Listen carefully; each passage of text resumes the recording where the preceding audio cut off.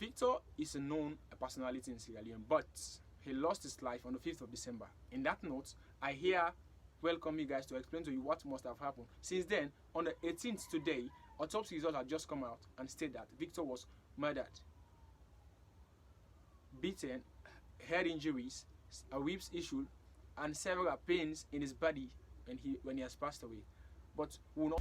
Guys, I always making these stories that are inspiring and entertaining. But today I have an important issue that is triggering and disturbing. But before going to the main point, let me introduce to this guy that you are seeing behind me. His name is Victor Onie Williams, a celebrity, a model of a former housemaid star in Sierra Leone that has just been murdered recently. Rumors have been going on for years, for months back or days back, when he passed away December 5th. Since then, he was buried yesterday on the 17th and today is the 18th. People have been crying and been trying to understand what is it, but stories have been very complicated. In that note, I want to bring out to you guys what has been shown recently by the autopsy. The autopsy stated that he suffered head injuries, ribs problems, broken ribs, and so. So the question is here, what must have inspired and what must have conspired that has led to this point of this man losing his life in Lled away? He's a young guy, but not being young is a problem. 30 years is a young guy, yeah, that one is, but that's not the case here. But the case here is, what must has happened? The rumors have been coming on that he paid a visit to his friend, who is by the name of Richie Obama, a popular celebrity comedian also in Sierra Leone, where he paid him a visit at his house. But according to Richie, when he went there, he did not meet him there. But when the man gets sick and was taken to the hospital, people according to the hospital report, there were 4 guys that took him in a car and barely misbehaved in the hospital, hospital.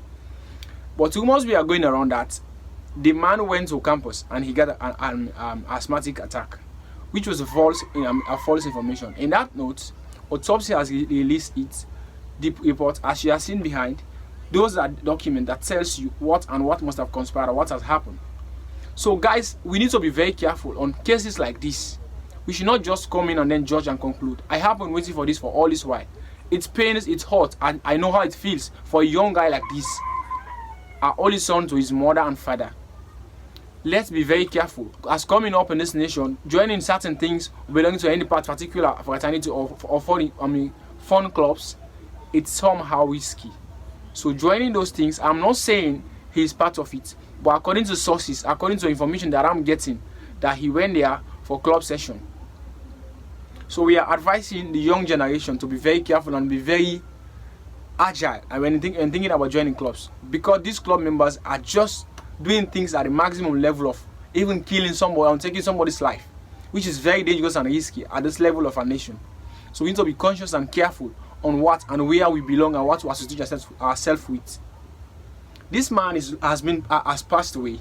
You understand that? So in that case, we need to come as one and then try to analyze and see things and prevent the people that has not yet belong to those parts of fraternities or clubs from not being part of those things. I beg an indulgence. I know it may sound awkward, it may sound funny, it may sound negative, it may sound bad, but I wish I was part and parcel of the administrative side of this thing, of investigating this issue.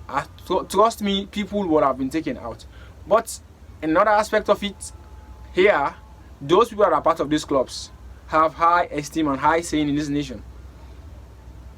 You hardly win them in court, which tells that the justice systems and the people that are there and most of these high personalities may be part of it, allegedly may be part of it. Because I've never seen where a man lost his life during those sessions, processes, and the justice system gives him the justice he deserves and gives out the result that people are expecting. But I pray this man Victor's death be a different story. I hold and I beg your indulgence for all this time that I have been keeping my mute on this issue. It pains me. I barely sleep. Yesterday at the funeral, I felt so bad. People are crying. People from all over, almost all West African countries. We are here. Beyond West Africa per se, they are here just to sympathize with the family of the late man. And the worst case is he did not have any child or so. Because had it been there's a child that would have encouraging the grandmother and the grandfather. They will live long. But the fear is, how long will they live? I know how it feels. Parents are just like that. losing their lovely and only son. They were saying he was poisoned, this and that, and that was what's going on. They are just making allegations. But the truth is, according to sources very close to Victor Onie, that Victor never eats at somebody's house. He does not eat at somebody's house. He scarcely mingles with guys. But in this case now, he lost his life, and people are just bashing, saying things that are not supposed to. So I beg and I plead to government that are in charge, or the justice system and the CID, to do their job with integrity and with high quality of service to the nation, because they are serving us now. We are eager to know. Because if these things continue, me myself that I'm talking, I'm not safe. My brother, you that are listening, you are not safe. People that are not part of this conversation, but they may hear from me, we too are not safe. Let's be very careful over these things. Thank you guys for being here.